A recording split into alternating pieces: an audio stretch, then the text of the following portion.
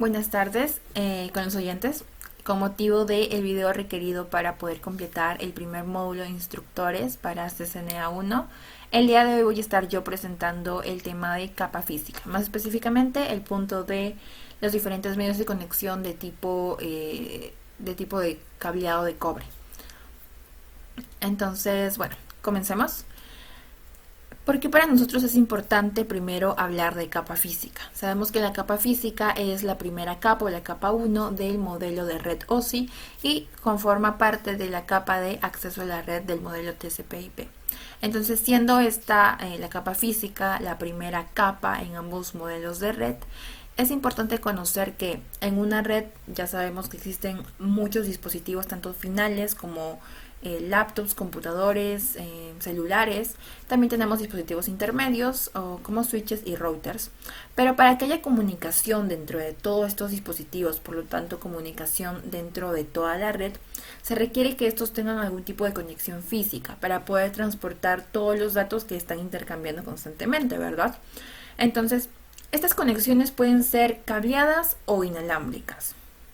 De hecho, existen, o la mayoría quizás podemos conocer o somos más familiares con las conexiones inalámbricas porque en el hogar es lo que se suele usar más, la conexión Wi-Fi que conocemos para poder movilizarnos con nuestros dispositivos finales.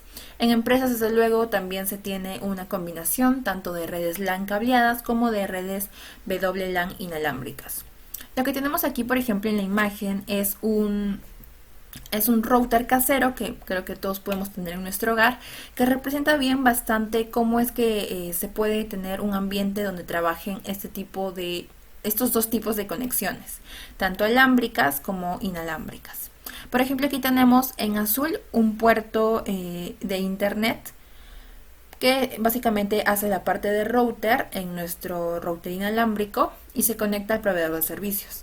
También tenemos estos 4 puertos en amarillo, 4 puertos Ethernet, que hacen la parte de switch y que distribuyen los datos de forma cableada a través de un cable Ethernet hacia dispositivos finales, como impresoras, laptops o computadoras.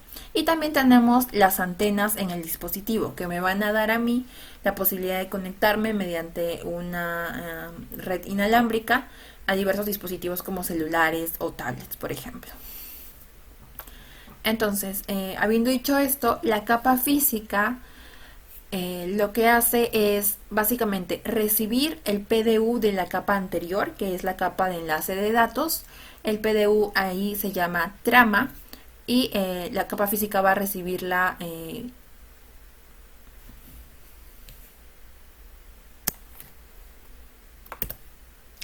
bueno, para especificar un poco más las funciones de la capa física, recordemos que antes de la capa física tenemos a la capa enlace de datos y sobre ella toda la pila de protocolos según el modelo OSI, ¿verdad? Lo que hace la capa física es recepcionar la trama completa de la capa de enlace de datos. Recordemos que la trama es el PDU de la capa de enlace de datos y lo que va a hacer la capa física luego es codificar y transmitir. Aquí, por ejemplo, vemos que ya tenemos aquí toda la trama, tanto con el tráiler, los datos, el payload de la capa de aplicación, el encabezado TCP de la capa de transporte, el encabezado IP de la capa de red y finalmente el encabezado de Ethernet de la capa de enlace de datos, donde se encuentra todo el direccionamiento y todas las distribuciones que se van a dar con este paquete. Pero toda esta trama lo que va a pasar es que va a ser codificada en la capa física como una secuencia de señales. Esto depende del medio de transmisión a usar. Por ejemplo, si vamos a usar un medio de transmisión de cobre, lo que se va a, la secuencia de señales va a ser en efecto señales eléctricas. Si se usa un medio como fibra óptica, van a ser pulsos de luz, y si se usa un medio inalámbrico, pues van a ser señales moduladas por ondas de radio. Entonces, esta señal ya codificada como una secuencia va a ser transmitida por los medios de conexión, que pueden ser cableados, inalámbricos, y dentro del cableado ya tenemos más opciones inclusive. Aquí podemos ver cómo toda la trama se convierte en señales de bits, y esto es transmitida mediante los medios de conexión que tenemos entre dispositivo y dispositivo. Entonces, ya tocando el punto de los medios de conexión, Tenemos dos grandes grupos, básicamente. El primer grupo, los medios de conexión de tipo cableado, donde tenemos a los muy famosos cables Ethernet, que de pronto son los más usados, con los que estamos más familiarizados, pero también tenemos el cableado de fibra óptica. Aquí podemos ver, por ejemplo, el cable de fibra óptica y cada uno de los hilos de fibra, que básicamente son menos que el grosor de un cabello. Y aquí tenemos propiamente dicho las redes inalámbricas. La más conocida es la red WLAN, que usa el protocolo 802.11 y sus variantes, que es el protocolo Wi-Fi. También tenemos las redes Bluetooth, que se conocen también como redes personales. Antes se intercambiaban todo tipo de archivos mediante Bluetooth, era bastante usado la tecnología de Bluetooth y ahora pues lo podemos encontrar en audífonos Bluetooth, por ejemplo. Se transmiten datos a través de una red que se crea entre nuestro celular, una red personal, mediante Bluetooth. E incluso ya tenemos redes más grandes como las redes LoRa, que se usan para Internet of Things, donde se conectan cientos de dispositivos y que pueden enviar y transmitir señales o telemetría, por ejemplo, a grandes distancias. Entonces también tenemos varios tipos de señales inalámbricas. Vamos a tocar el punto específico del cableado de cobre y sus diversas características, algunas propiedades y las variantes que existen dentro de ella. Dentro del cableado de cobre podemos encontrar tres tipos de conexiones o cables principales. Tenemos el cable de par trenzado no blindado, que vemos que solo tenemos hilos aquí conectados o trenzados. Tenemos el cable de par trenzado blindado, que a diferencia de este, tiene este recubrimiento de aluminio y esta separación de plástico. Y el cable coaxial, que pues también seguro muchos hemos usado en el momento de conectar cable o señal de cable a nuestro televisor.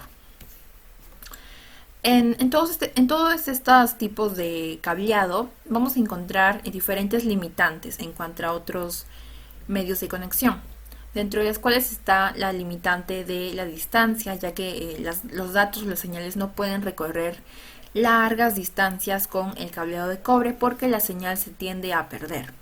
Pero también está el tema de las interferencias. Tenemos dos tipos de interferencias que se pueden sufrir. La primera son las interferencias electromagnéticas o de radiofrecuencia y la segunda es el crosstalk. Las señales o las interferencias de radiofrecuencia o campos electromagnéticos lo que pueden hacer es distorsionar y dañar las señales de los datos transportados. Hemos visto que, por ejemplo, se transportan en señales como bits 1010. Entonces, una pequeña distorsión o una señal de interferencia puede cambiar de pronto un bit de 0 a 1 y obviamente el mensaje va a llegar errado. Estas interferencias son producidas por dispositivos electromagnéticos como luces fluorescentes, motores eléctricos, dispositivos que usan gran cantidad de corriente para funcionar, porque el paso de la corriente puede crear pequeños campos electromagnéticos, por ejemplo, y es algo que se debe tratar de prevenir.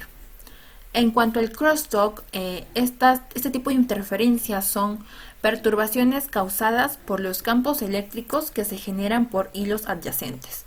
Por ejemplo, aquí en esta imagen vemos que los cablecitos o los hilos ya están trenzados, pero en realidad cuando nosotros pelamos un cable Ethernet, vamos a ver que están separados, son filamentos separados, aquí como vemos al final, estas terminaciones. Lo que pasa es que cuando pasan datos a través de cada hilo, desde luego pasa una pequeña cantidad de corriente. Y esto puede hacer que se creen pequeños campos electromagnéticos a través de un hilo que afecten directamente a los datos transportados en otro hilo.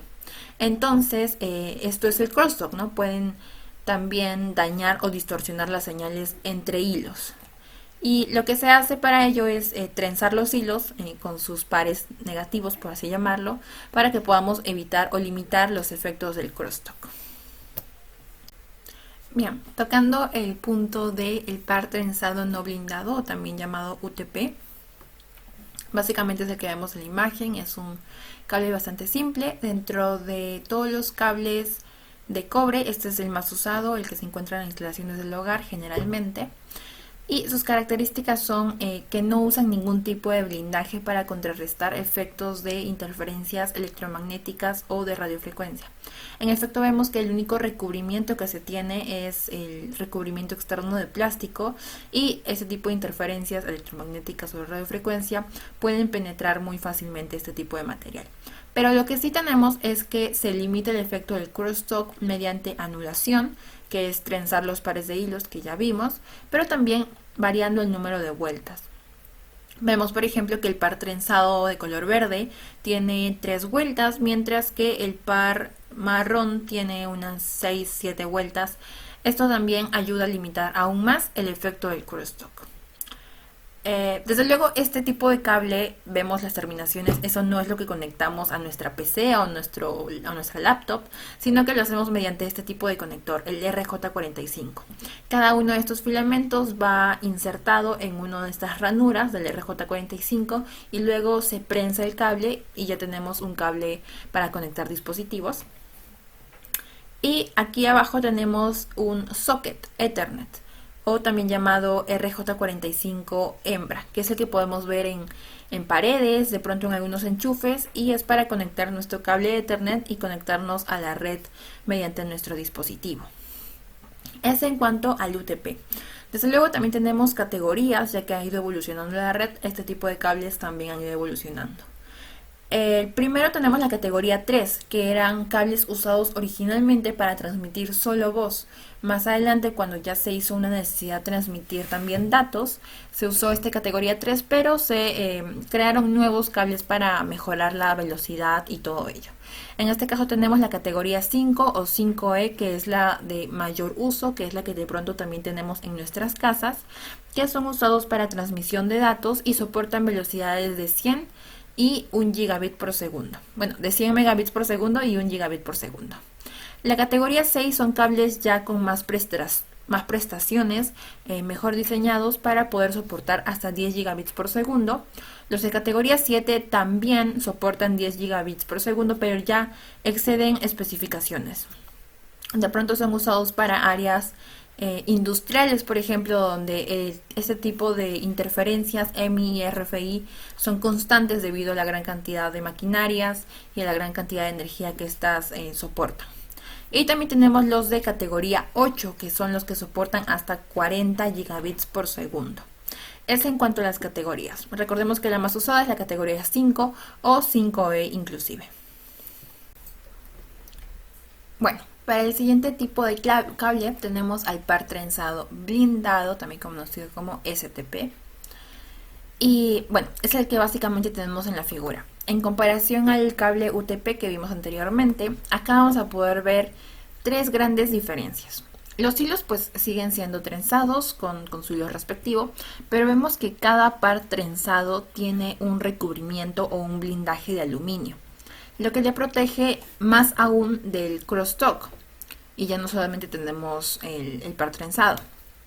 Adicional a ello, tenemos el recubrimiento de plástico, esta vez en color verde en este ejemplo, pero también tenemos un recubrimiento nuevamente de aluminio para todos los pares trenzados. Entonces, con este tipo de cable lo que vamos a evitar, o con este tipo de blindaje, lo que se evitan son las interferencias electromagnéticas y de radiofrecuencia. Adicional a ello, además, tenemos este pequeño alambre de cobre que va a ser un tipo de conexión a tierra para más protección aún ante interferencias. Y lo que cambia también aquí es el conector. El RJ45 es el mismo modelo en sí, pero lo que tenemos afuera es un recubrimiento de metal, el cual va a ir conectado con este pequeño alambre de aluminio, alambre de cobre, perdón, y sirve como tierra para poder eliminar interferencias o señales de interferencias que se puedan presentar. Esas son las diferencias entre entre el cable UTP y el cable STP en este caso. Ahora, como hemos visto, tenemos varios colores en los hilos, tenemos 8 hilos, pero ¿cómo es que se construye el cable en sí? ¿Cómo se conecta a este conector RJ45? Para esto se definen los estándares. Los estándares básicamente existen para poder nosotros conocer cómo ordenar adecuadamente los hilos para poder armar un cable Ethernet y conectarlos a un RJ45. Tenemos dos estándares principales, dos que son más usados y se encuentran como estándares en la industria en general. Tenemos el T568A y el T568B. Lo que cambia entre ambos es el orden de los hilos. Por ejemplo, aquí comenzamos con el hilo verde y blanco, luego el verde, el naranja, el azul blanco, el naranja y luego los dos marrones. Y acá comenzamos con el naranja y también cambian el orden de los hilos. No hay gran diferencia en sí en cómo conectar, no hay una regla estipulada. De hecho, se puede seguir cualquiera de estos dos estándares para poder armar un cable, pero lo que sí debemos considerar es que un cable está compuesto por dos terminaciones. Entonces, en las dos terminaciones debo seguir el mismo estándar. Si uso, por ejemplo, el T568A, debo seguirlo en los dos lados del cable, en los dos finales. O si uso el B, también debo seguirlo en los dos finales. Esto lo definimos en los tipos de cables. Vamos a presentar dos tipos de cables principalmente, el directo y el cruzado. El cable directo es el más común, es el que se usa casi siempre y el que vamos a encontrar de pronto en nuestras instalaciones domiciliarias. Y lo que generalmente sirve para conectar un host, o sea, un computador a un switch o un switch a un router. ¿Qué es un cable directo? Es aquel cable que tiene las dos terminaciones, estos dos finales, siguiendo el mismo estándar. Si uso el T568A, lo uso en ambos. Si uso el T568B, también lo uso en ambos finales. A diferencia del cable cruzado, que se usa para interconectar dispositivos similares, es decir, un computador a un computador, un switch a un switch o un router a un router. A diferencia del directo, aquí tenemos dos diferentes terminaciones.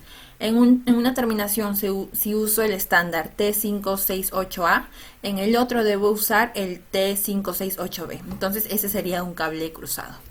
Aunque actualmente ya no se hace una gran diferenciación entre estos porque la mayoría de dispositivos viene con una tecnología AutoMDX que por defecto ya determina cuál debe ser la configuración entre cables y podemos usar un cable directo o un cable cruzado entre cualquier conexión en realidad. Pero son puntos a tener en cuenta en cuanto a la teoría. Adicional a ello tenemos un cable llamado crossover que es propietario de Cisco y es usado para conectar el puerto serial de una estación de trabajo al puerto consola de un router. Sabemos que un router tiene tanto puertos gigabit Ethernet para datos como también un puerto de consola para poder gestionarlo. Cuando se compra por primera vez, por ejemplo, no podemos acceder a él de forma remota porque aún no tenemos direccionamiento IP, no tenemos el protocolo SSH o Telnet configurado, así que hay que acceder obligatoriamente desde consola. Entonces, se puede usar un cable crossover también. Ahora, finalmente tenemos al cable coaxial, el último cable que tenemos en los medios de transmisión de cobre. Básicamente un cable coaxial, como podemos ver aquí, tiene una estructura de doble conductor concéntrico. Vemos acá un filamento de cobre y aquí una malla de cobre que lo recubre. Y en realidad tiene gran variedad de conectores según el uso que se le vaya a dar. La estructura que vemos aquí de un cable coaxial, el número 4 es el filamento de cobre donde van a pasar todas las señales, donde se van a transmitir todos los datos. El 3 es un recubrimiento de aislante. El número 2 es esta malla que hace de segundo conductor concéntrico. Y lo que va a proteger es al conductor interno, o sea, el número 4, el filamento, de diferentes interferencias electromagnéticas y de radiofrecuencia. Y el 1 finalmente es un recubrimiento de plástico mucho más grueso que un cable UTP o STP, que lo protege de algún tipo de daño físico. Porque muchas veces estos cables coaxiales son usados en medios externos, por ejemplo, los podemos ver en postes, son ampliamente usados para instalaciones de antenas inalámbricas. Si de pronto se conecta una antena a algún tipo de switch, pues se usa generalmente cables coaxiales, o también para conexión hacia internet por parte de los proveedores de servicios. Aunque ahora se está usando más que todo lo que es fibra, porque ya está reemplazando el cable coaxial. Y en áreas internas el cable UTP o STP ya ha reemplazado también el cable coaxial, pero se sigue usando ampliamente en lo que son distribuciones de señales de antenas. Seguro nosotros hemos podido ver este cable, Por ejemplo, se usa mucho en señales de televisión, tanto abierta como esta antena de conejo. Con esa terminal vemos. Bueno, ya para terminar con los medios de transmisión de tipo cableado, tenemos a la fibra óptica. La fibra óptica viene a ser en este punto el medio de transmisión tanto cableado como inalámbrico más efectivo que se tiene hasta la fecha. No solo por las largas distancias a las que puede transmitir información, sino que es totalmente inmune a tipos de interferencias en los medios de cobre, como interferencias electromagnéticas, interferencias de radiofrecuencia o incluso el crosstalk.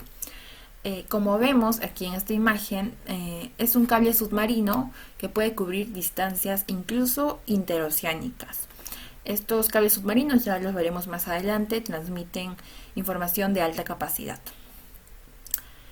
¿Cómo funciona básicamente la fibra óptica? Pues el cable en sí y todo su recubrimiento y composición actúan como una guía de onda para los pulsos de luz. En el medio de cobre, los bits se transmiten como señales eléctricas y aquí se transmiten como pulsos de luz. Una limitante que podemos tener en cuenta en cuanto a la fibra óptica es la dispersión, que básicamente es la atenuación de la señal con la distancia. Es decir, que a mayor distancia la señal se va atenuando y pues puede interferir en fallos si se cubren muy largas distancias. Es por eso que tenemos aquí dos tipos de fibra, digámoslo así. Tenemos la monomodo y la multimodo. ¿En qué se diferencia? En primer lugar, la monomodo tiene un núcleo de vidrio de 9 micrones, mucho más pequeño que el núcleo del multimodo. De todas formas tiene su revestimiento de vidrio y el revestimiento polimérico. En el monomodo, la única trayectoria recta es para un pulso de luz. Además, aquí se produce este pulso de luz mediante sistemas de láser que pueden ser un tanto caros. Pero esta fibra de tipo monomodo puede cubrir distancias desde los cientos de metros hasta los cientos de kilómetros. Es de hecho este tipo de fibra el que se usa en este tipo de cables submarinos. En el multimodo, por otro lado, vamos a ver que permiten varias trayectorias de luz por un mismo cable, es decir, pueden pasar varias señales o varios flujos de información a la vez por un mismo cable y a diferentes longitudes de onda para que no haya ningún tipo de interferencia dentro de la señal o dentro del cable. El núcleo de vidrio dijimos que es mucho mayor, de 50 a 62.5 micrones en comparación a los 9 micrones del monomodo. Y aquí no se requiere de una tecnología de láser cara, porque las trayectorias de luz o los pulsos de luz se generan con un sistema de LEDs, que es mucho más barato, es en realidad mucho más económico. Este tipo de fibra multimodo se usa generalmente en campus, en campus de bancos, en campus de empresas grandes y cubren solamente cientos de metros y pueden llegar hasta los 550 metros. Si se lleva más allá la distancia ya puede haber dispersión, atenuación en la señal y podría perderse. Entonces se recomienda cubrir hasta 550 metros con esta fibra multimodo, pero la ventaja es que me permite tener varias trayectorias de luz. Eso en cuanto a los conceptos generales de fibra óptica. Vamos a ver ahora también un poco de lo que es el uso del cableado de fibra óptica. Vamos a encontrar 4 principales formas de usarlo o dónde lo podemos encontrar. En primer lugar, en redes empresariales, como dijimos, en campus, en este tipo de instalaciones donde hay muchos edificios. Se usa en la red backbone, es decir, entre la conexión de los dispositivos de arquitecturas, de pronto redes, switches de acceso, switches de distribución. Ahí vamos a encontrar en la red backbone cableado de fibra óptica, generalmente multimodo. Fibra para el hogar FTTH. Esta fibra es esta tecnología es bastante conocida. Creo que una de las empresas aquí en Perú, de hecho, Claro, lo promocionaba bastante. Se usa para servicios de banda ancha a hogares y pequeñas empresas. Presenta mucha más velocidad que los medios cableados tradicionales de cobre. También tenemos redes de larga distancia. Los proveedores de servicios, sean Claro, Entel, Vitel, quienes nos provean internet, usan la fibra para poder conectar no solo ciudades, países, sino también entre distritos y poder proporcionar una arquitectura detrás para poder brindar servicios por internet. Y finalmente las redes de cable submarino, que es lo que vimos en la imagen anterior, se usa para proporcionar conectividad de alta capacidad a distancias transoceánicas. Muchos proveedores de servicios de nube, por ejemplo Amazon, Microsoft, han desplegado gran variedad de este tipo de cables transoceánicos porque ellos brindan servicios en la nube y también infraestructura como servicio, entonces requieren conectar los múltiples data centers que ellos tienen a lo largo del mundo a través de este tipo de redes de cable submarino. Ahora, algo más que tenemos que hablar. Hemos visto el cable de fibra óptica y cómo es que terminan estos filamentos de vidrio más delgados incluso que el diámetro de un cabello. Pero desde luego tenemos conectores que permiten hacer uso en diversos dispositivos, equipos, routers, switches. Así que vamos a presentar los 4 tipos de conectores que se tienen para fibra óptica. El primero es ST o punta directa. Tiene este mecanismo de desenroscar y enroscar para poder conectarse a los dispositivos. Y es de los primeros que se comenzaron a usar cuando apareció esta tecnología de fibra óptica. Luego tenemos a los CS, conectores suscriptor, que tienen este concepto ya no de enroscar, sino de insertar y extraer. Son de tipo cuadrado, ese es el diferencial, por ejemplo, en cuanto al ST, en cuanto a vista física. Luego tenemos a los LC Simplex o Lucent Connector Simplex.